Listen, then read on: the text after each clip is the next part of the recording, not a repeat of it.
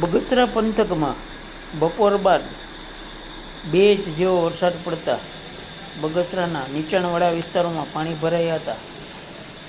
આ જૂના bus stand વિસ્તારમાં પણ પાણી જોવા મળી રહ્યું છે. તમે જોઈ શકો છો કે આ મેઇન રસ્તા પર પાણીનો વહેતો પ્રવાહ તસવીરમાં તમને નજરે પડે છે. રિપોર્ટર સમીર વિરાણી, બગસરા.